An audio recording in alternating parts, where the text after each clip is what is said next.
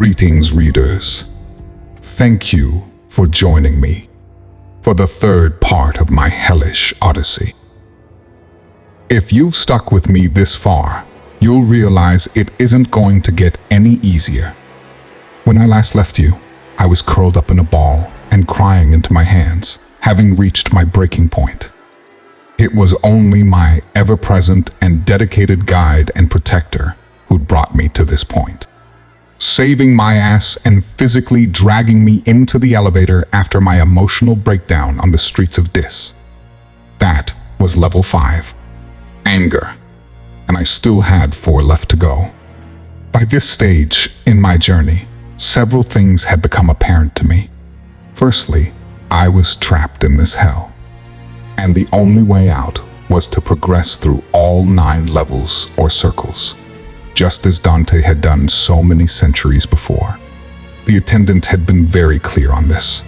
There were no shortcuts or easy escapes, only pain and suffering. The deeper we descended, the worse the levels became, and the greater the risk to both my physical body and my immortal soul. My second revelation was that this hell was very personal to me. On each and every level, I'd encountered a deceased family member or friend, all trapped in their own torturous cycles of pain and fear. Each ghost I encountered brought painful memories with them, reminders of my often tragic family history, not to mention the many failures I'd made during my long life. I feared who I would run into next. Let's just say there were a lot more skeletons in my closet. But this wasn't what frightened me the most. Call him what you will. Satan, the devil, Lucifer. He was real and very much aware of my presence in his twisted kingdom. True, he hadn't struck me down yet. This was thanks to the attendant, my guide, and hopefully my savior. I still didn't know who he was, or why he'd been assigned the task of guiding me through hell. He'd implied on several occasions that he served the Almighty and was granted some degree of divine protection, but it seemed this shielding was waning the lower we descended. I had little doubt that the devil was merely biding his time, toying with us like a cat would play with a mouse, just waiting for his opportunity to strike the killer blow. I barely had time to compose myself before the elevator hit the next level, and I heard the dreaded ping. But I know that cowering in the corner wasn't an option. The attendant wouldn't allow it. And despite the hell I'd been through, I wasn't ready to give in. So I took a deep breath, wiped the tears from my face, and stood up, facing the lift door as it automatically slid open. Now, what can I say about this new level? Well, when one imagines hell, the first thing you think of is extreme heat. This hadn't been my experience to date, but when the door opened on level 6, it hit me hard, a stifling, almost unbearable heat that took my breath away. Once I recovered from my initial shock, I looked out on what appeared to be a subterranean tunnel, dark and restricting, illuminated by burning torches affixed to the rocky walls. Level 6, heresy. The attendant patiently explained. This hellscape is located within a labyrinth of tunnels and subterranean chambers underneath the unholy city of Dis. This is where the unrighteous burn for all eternity as punishment for their mortal sins. I see, was my response as I wiped the sweat off my forehead and tried to regulate my breathing, and we walked out into the tunnel. The intense wave of heat only grew worse as we muddled through the dark passageways, and I struggled to keep up as my guide led the way. Thankfully, we didn't walk for long until we reached the tunnel's end, but any small relief I felt disappeared when I observed the hellish underground chamber before us. The cave was huge and looked like a subterranean cathedral, adorned with fiery torches and burning embers. The cave's walls were easily 100 feet high, but those walls were not bare. Far from it. When I looked up, I was horrified by what I witnessed. Thousands of open tombs encased within the rocks, each containing a body, all strapped into their coffins to prevent them from falling. So many damned souls, all imprisoned in this twisted cathedral, awaiting a fate so horrific I couldn't imagine. I forgot about the stifling heat for a moment as I walked deeper into the chamber, mesmerized as I looked upon 1,000 different faces. At first, I thought they were already dead. Their eyes were all closed, and none of them were moving. But suddenly they all came to life, awaking to find themselves trapped in this hell, each one encased in their own personal coffin. They screamed as one, struggling in vain against the restraints and pleading for help from no one in particular.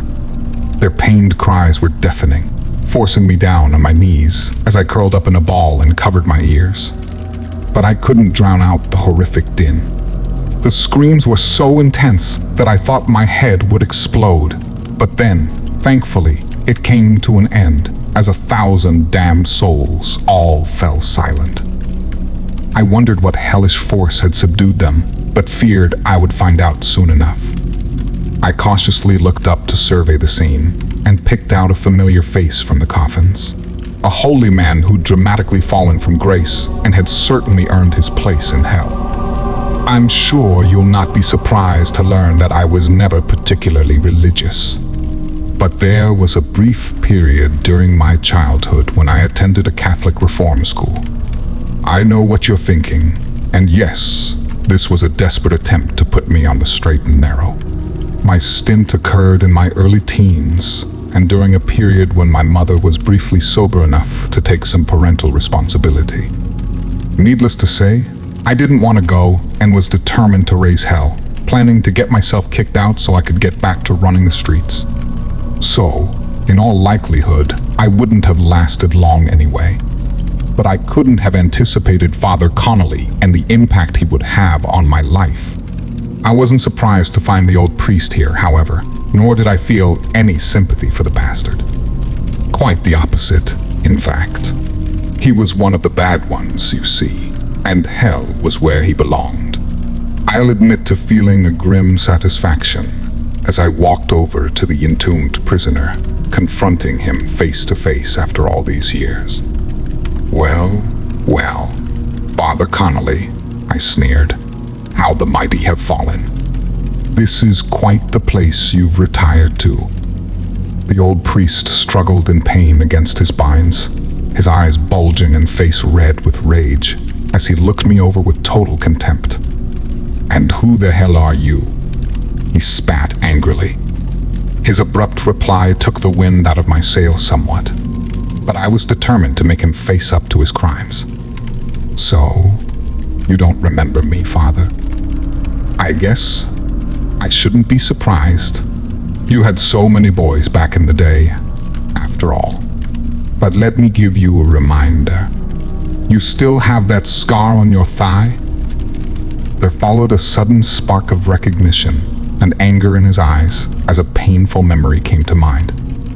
You little shit, he swore, again, fighting against his restraints in a futile attempt to get at me. As you've probably already guessed, Father Connolly exploited his position in the school to abuse young boys. I don't know how many kids he hurt, but when he tried to touch me, the old bastard got what was coming to him. I knew exactly what he was up to, and so I stabbed the pervert in the leg with a letter opener. Not bad, except I was aiming for his groin. The police were called, and you can guess whose story they believed. Connolly claimed I'd attacked him without provocation, and I got sent to a juvenile detention center for the next 2 years. Any chance I had at going straight went out the window after that incident. As for Father Connolly, he continued to work at the school and abuse boys for many years before the cops finally caught up with him. I heard he was facing dozens of charges, but I guess the pervert couldn't stomach going to jail because he hung himself before the trial. Connolly thought he was escaping justice, but instead, he'd ended up here. A hell of his own making. I couldn't help but smile when I considered the irony. But this irony seemed lost on Father Connolly, as he continued his furious tirade against me. You were a vicious little bastard back in the day, and look how you've turned out. It's no surprise. I can always tell the bad ones. I almost choked upon hearing his hate-filled words. Was he fucking serious? You think you can judge me?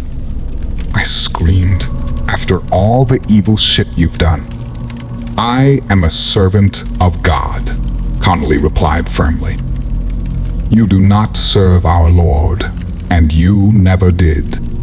That was the attendant, who'd remained silent up to this point, merely observing our exchange from a distance.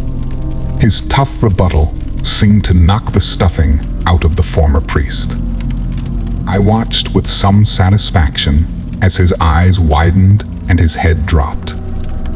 When Connolly spoke again, his voice was meek and resigned. Perhaps so, he muttered. I guess I am where I belong.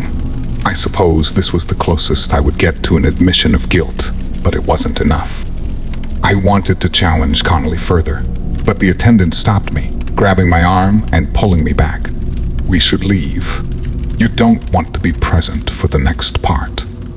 I did want to see this pervert suffer, but knew better than to go against my guide's instructions. And so I backed away, following the attendant across the burning coals of the fiery chamber. We'd reached the far side of the cave when I heard the god-awful shriek, shortly followed by the heavy clamber of a huge creature tearing its way down the adjacent tunnel and into the hellish cathedral. The creature's body was illuminated by the fires, and I was truly horrified by what I saw. The beast took the form of a giant red serpent, easily 40 to 50 feet in length. Its green predatory eyes focused as its dagger-like fangs extended out of its vast jaws. The beast thankfully ignored us as it slid across the chamber, making its way towards the entombed prisoners who were helpless to resist or escape. The screams started afresh in that moment, even worse than before. I swore I could hear Connolly's voice amongst the hellish chorus as he screamed,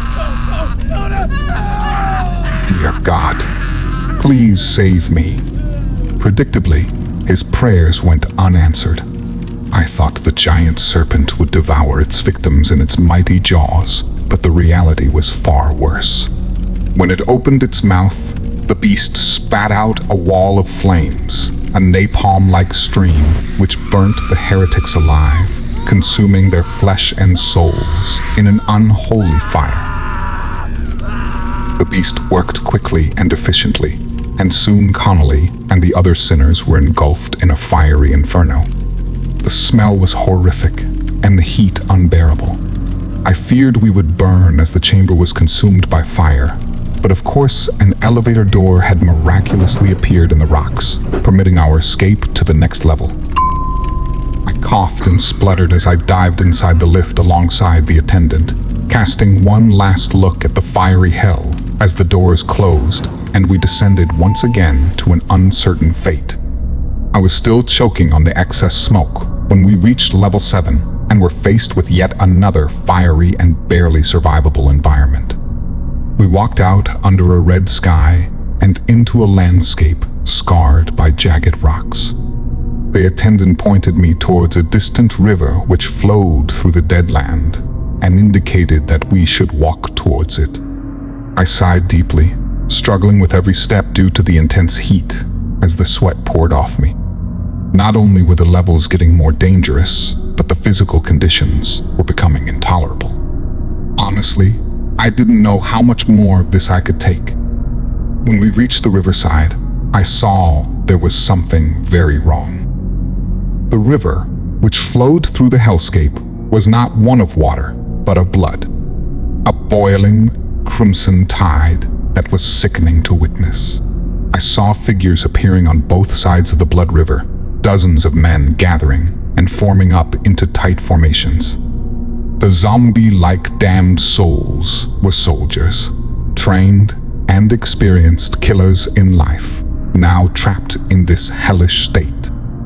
Level 7 is violence, the attendant explained, These spirits will not harm us as long as we do not interfere. When I looked upon the rival armies, I recognized their uniforms and weapons. On the right side of the river stood a company of SS stormtroopers, clad in black uniforms and steel helmets, the lightning bolt symbol displayed prominently. All were armed with submachine guns or rifles with bayonets affixed.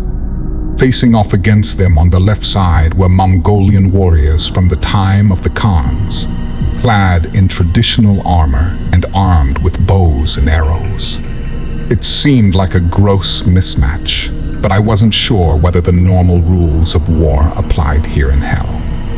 The two sides screamed at each other, emitting piercing, inhuman war cries that drowned out every other sound. And then they opened fire at each other, with bullets and flaming arrows flying across the bloody river. Men screamed as they were cut down, reeling in agony on the hot rocks. About a third had fallen on both sides before they charged each other, wading into the river of blood. Their uniforms burned off, and their skins began to melt, but this didn't stop the manic warriors from advancing. I watched on in shock and horror as the survivors tore into one another, fighting viciously hand to hand and slicing chunks out of their enemies with bayonets and swords. What struck me about the battle, other than its brutal savagery, was the sheer futility of it all.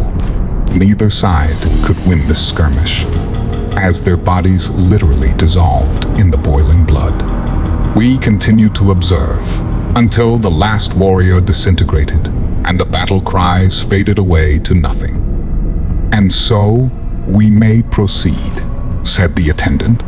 Once again, he used his mysterious powers, clicking his fingers to magically summon an arched bridge into existence, allowing us to cross the river of boiling blood.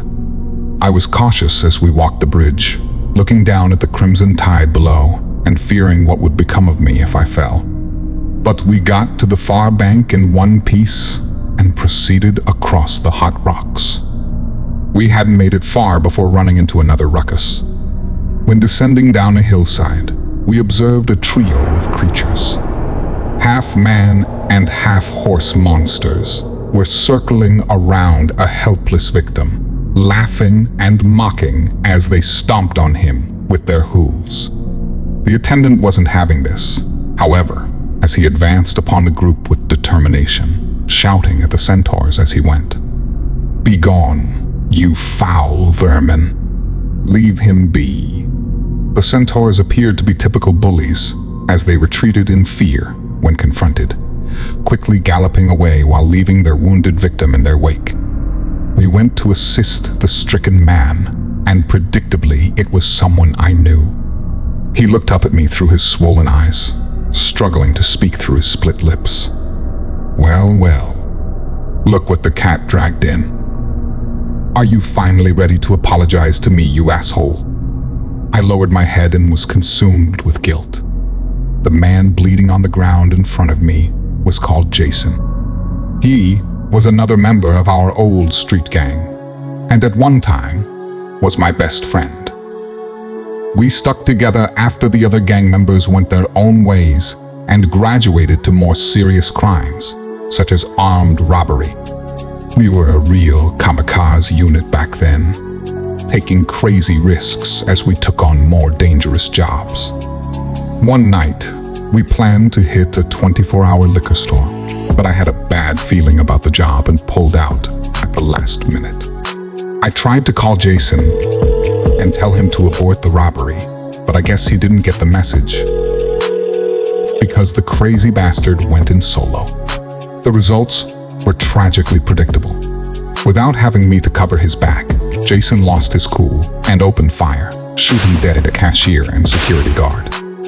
The cops caught him red-handed the same night, and Jason was convicted of 2 counts of capital murder, receiving the death penalty. They kept Jason on death row for 5 years before he finally got the lethal injection. I didn't visit him, not even once. So, he'd every right to be pissed with me. "Hey man," I finally whimpered after an awkward pause. "Are you okay?" Jason sneered in disgust. You mean the beating? That's nothing, man. They kick the shit out of me every day, breaking my bones and cracking my skull. And the next morning, I'm fully healed, ready for the next beating. Still, I got off easy today, so I guess I should thank you and your friend for that. I shook my head and wasn't able to meet my deceased friend's eyes. I'm sorry, Jason. You don't deserve this. Jason tried to shrug his shoulders, but was in too much pain to do so. Well, I did kill 2 people. There's no getting away from that. But if you'd been there to cover my back, the job could have gone down differently. But what really pisses me off is those years I spent on death row. You didn't visit, didn't even write. What the fuck, man? We used to be tight, and you fucking abandoned me. I felt an immense shame because I knew he was right. There were no excuses I could make for abandoning my friend, no matter what he'd done. I'm sorry, man. I guess I felt guilty and couldn't face up to it. I should have come to see you, to set things right. Jason smiled through his bleeding lips. It wouldn't have done much good. They'd have given me the needle anyway. Still, I appreciate getting an apology at last. Hey man, can you help me up? I reached out instinctively to take his hand, forgetting that there was nothing I could do to help him. As soon as our hands touched, his body burnt up and vanished in front of my eyes. I sighed in despair, but was too exhausted to shed a tear. We stood in quiet contemplation for a time before the air was filled with a familiar sadistic laughter. I looked up into the red sky and saw a hideous face emerging from the clouds. The gruesome horned head of the demon, eyes red and full of malice and hatred. The devil. I'd almost forgotten about Satan, but should have realized he was still watching, enjoying our suffering and growing ever stronger as we grew weaker. He opened his gaping maw to reveal rows of shark-like teeth and called out in a booming voice which carried across the void. Welcome to violence, my friends. Now, let's have some fun. I turned around to look upon my guide, noting the fear in his bulging eyes. A moment later, and the ground beneath our feet began to shake, throwing both of us off our feet. The powerful earthquake only increased in intensity as the rocky surface cracked open, exposing us to the dark void below. I screamed in terror and looked to my guide for help, but I saw him falling into the gap like a helpless rag doll. I tried to get back on my feet, but couldn't stand as the ground collapsed around me, and I fell into the void, crying out as the darkness took me. I awoke, lying in the dirt, looking up to find myself in the middle of a dark forest. My limbs ached as I adjusted my eyes and pulled myself up, surveying my new environment. The sinister woods reminded me of the first level, Limbo. It seemed like an eternity since I'd visited there. For a brief moment, I dared to hope that we were near the end, but my optimism was misplaced. I searched in the darkness for my guide, discovering him lying face down in the dirt. This was disconcerting to say the least, as I sensed his strength was waning. I shook the old man awake and helped him to his feet, noticing how frail and exhausted he now appeared. "Thank you," he responded. "Where are we?"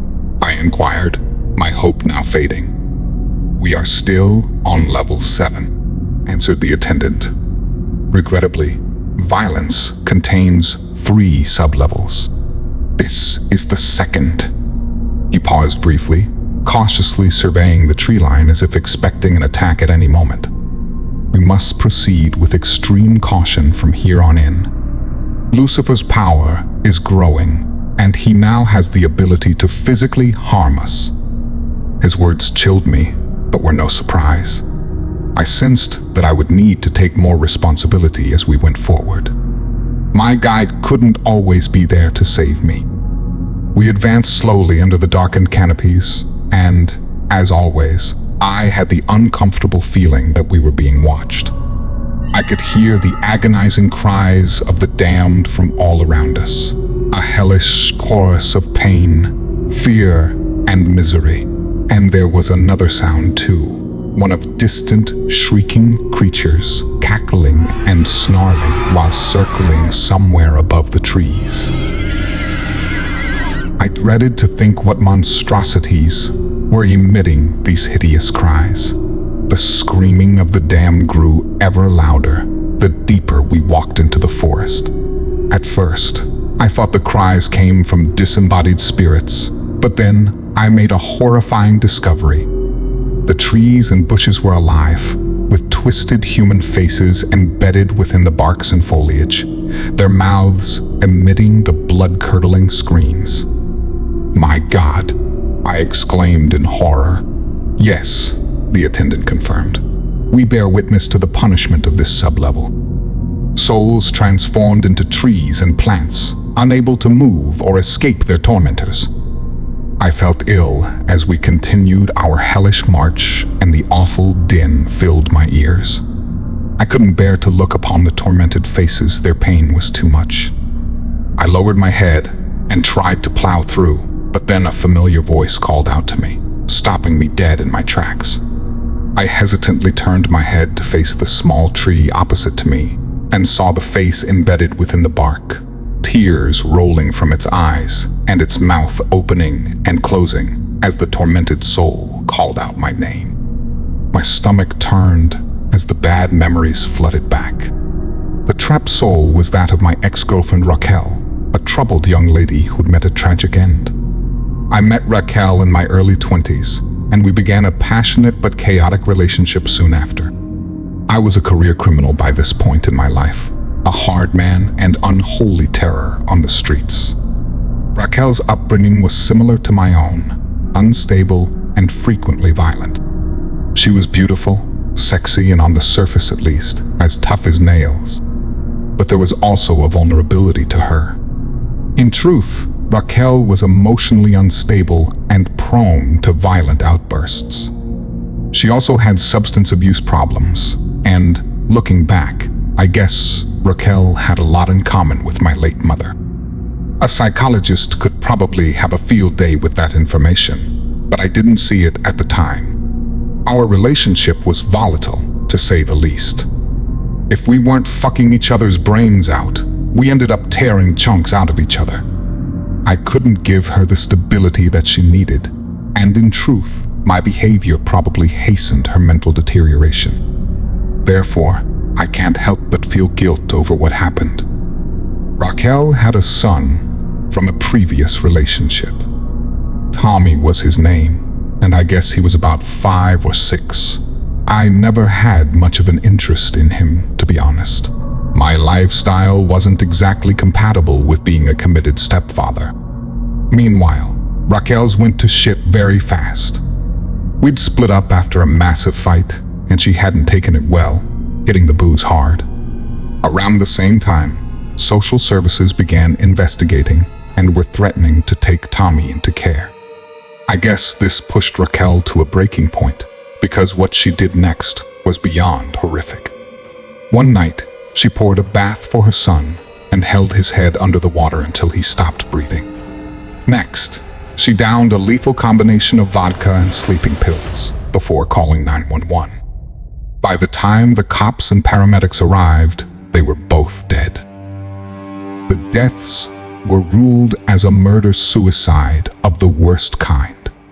A mother who killed her own child before ending her life. I guess Raquel thought that would be the end of it, but she hadn't anticipated an eternal damnation in this hellscape. I reluctantly walked closer to the tree containing Raquel's soul, putting my ear next to her mouth in an attempt to hear her words, but it was no good. I reckon the torment she'd suffered must have driven Raquel insane, as her cries were nothing but incoherent nonsense.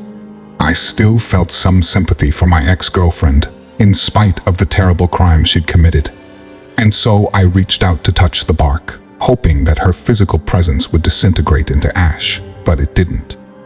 I stepped back upon hearing the awful shrieks from above, as winged creatures dived through the canopy and tore at the tree's leaves, branches, and bark with sharp fangs and claws. When I looked closer at the winged monsters, I saw they were the same red-scaled harpies I'd observed on the walls of Dis. Flying demons, which took pleasure in inflicting misery and terror. Raquel felt the pain as the harpies tore into the tree, which had replaced her physical body, as if every branch that was broken off was like losing a limb. Her screams were horrific, and I couldn't bear to watch. The attendant touched me gently on the shoulder, whispering in my ear, "There is nothing we can do. We must move on. Every moment we spend here places us in greater danger." I turned around to see a new elevator sitting and waiting in the middle of the woods, the door already open. I cast one last glance back at the terrible scene, seeing the ravenous harpies ripping the tree to shreds, the demons cackling cruelly as Raquel screamed in terror and agony. I shed a tear for her before following my guide into the lift, feeling relief as the doors slammed shut and the hellish din thankfully ended. The third sublevel of violence was undoubtedly the worst yet. When the doors slid open, we were faced with a seemingly endless desert of red sands, and from the dark clouds above poured what looked like a rain of fire, with spitting flames falling against the hot sands. I took one look at this latest hellscape and turned to my long-suffering guide in disgust, practically shouting in his ear, "We can't cross that. We'll never make it." The attendant shook his head in resignation, the light from his eyes fading as he sighed. "Alas, we must. The environment will be difficult, and we will experience pain. But our time here is only temporary. Think of the damned souls trapped here for all eternity. A terrible punishment, regardless of the sins they committed in the mortal world." The attendant stepped out first, and I reluctantly followed. But as soon as I exited the lift, my feet burnt under the hot sands and the fiery raindrops hit my head and face, burning my head and skin. Somehow, I found the strength to go on, taking the attendant's hand and helping him across the inhospitable desert. As we walked, I saw other figures around us, all semi-naked and struggling to differing degrees. Some were still standing, although I could tell their bare feet were burning with every step.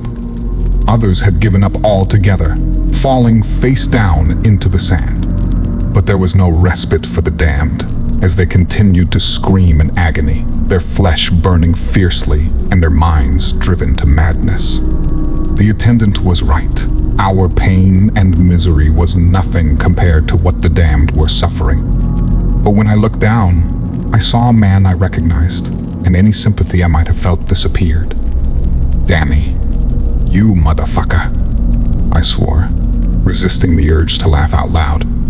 When I saw the man's peeling red skin and blackened feet, I experienced a grim satisfaction because, in my opinion, this bastard deserved everything he got. Danny was my mother's on and off boyfriend over several years, and he was a cancer who'd hastened my family's demise. He first came onto the scene after my father left, and soon enabled my mom's substance abuse problems. I hated the guy, and spent as much time out on the streets as I could, in part to avoid him. The situation grew worse after Sarah died. It was Danny who got Mom hooked on heroin, and before long, he was pimping her out for profit. Eventually, I put an end to this sick arrangement, kicking the shit out of Danny and throwing him out of the house. But he had other girls on the hook and continued to operate as a low-life pimp and dealer, until ultimately, he got taken out by a rival, cut down in a drive-by shooting. And now, here he was, burning for all eternity. He glanced up at me with desperate eyes, opening his bone-dry lips and mouthing the words, "Help me." I experienced a twinge of doubt in that moment. As vile as Danny was, I wondered whether he really deserved this. But then I got my answer. She appeared out of the sands, rising to the surface and almost giving me a heart attack. My little sister Sarah, except it wasn't actually her. Sure, this entity took my sister's physical form, but when I looked into her once innocent eyes, I saw something evil. She moved towards Danny, but kept her eyes focused on me, and I couldn't look away, no matter how much I wanted to. Danny turned his head, his eyes filling with terror when he saw her approach. "Oh, God," he cried, falling to his knees in submission. I was horrified to witness the entity, masquerading as Sarah physically grow as it approached, transforming from a little girl into a monster, easily 12 foot tall. Her eyes were pure black, like those of a shark, and her jaw opened wide, revealing a gaping dark hole. And when she spoke, her voice was inhuman and terrifying. "You were my big brother," she screeched. "I trusted you." She was talking to me, of course, and her words were like a dagger through my heart. "You know what he did to me," she added, pointing her huge finger towards the wretched Danny. "In your heart, you've always known. All those nights, you were out on the streets, and Mom was strung out on drugs. That's when he came to me, when I was alone in my bed, scared and helpless." I shook my head, and angry tears ran down my cheeks. "No, I don't believe it. This is a trick." But deep down, I knew she was telling the truth. I'd let my sister down, leaving her alone with this monster. I glared with fury at Danny, now sniveling pathetically as he pleaded for mercy. The rage inside of me was overwhelming. I stepped forward, determined to rip the fucker limb from limb. But Sarah, or whatever the hell she really was, acted first. I watched on in horror as her jaw dislocated and opened up to an enormous size. The creature that emerged no longer bore any resemblance to my sister, and instead reminded me of a giant snake, such as an anaconda. Danny screamed as the monster attacked, her jaws so wide that she could swallow his head whole. Danny's now muffled screams continued, and he squirmed as the beast slowly but surely devoured him until there was nothing left. And suddenly the bloated snake transformed once again, its shape and body changing into that of a man. Except it wasn't a man. Not really. The figure that now stood on the sands was Lucifer himself, the Lord of Hell, here to taunt us again. Or perhaps he planned to end me once and for all. At this point, I hardly even cared. This latest revelation about my sister's suffering had nearly broken me. The devil smiled cruelly as he mocked us openly. "Well, my friends, hasn't this been fun? I think we've learned a thing or two about our so-called hero, haven't we?" In that moment, my anger overcame my fear as I screamed at Satan with pure rage. "Fuck you," I swore. The devil simply laughed. His hateful eyes filled up with a malicious glee. "Don't let him provoke you," whispered the attendant, who'd snuck up behind me. I noted how this harsh environment had resulted in a further deterioration in his physical state. He was now so frail, he could hardly stand. "He can't protect you any longer," the devil mocked. "Look at him. You really trust this weak old man? What do you really know about him? He hasn't told you his story, has he?" I looked to my guide and saw he couldn't meet my eye. The devil laughed again, louder this time. "I could destroy you both, right now, with a click of my fingers. But why stop the fun? 2 more levels to go, gentlemen. Let's get to it." In a matter of seconds, the desert around us transformed into a whirlpool of red sand, sucking up everything and pulling us down. I screamed in terror as I fell, the attendant tumbling alongside me, our helpless bodies swallowed up by the dark abyss. I soon lost consciousness in the chaos and turmoil, knowing that I would awake to face the horrors of level 8. If you enjoyed this video, don't forget to like and subscribe to descend into the unknown for more terrifying stories.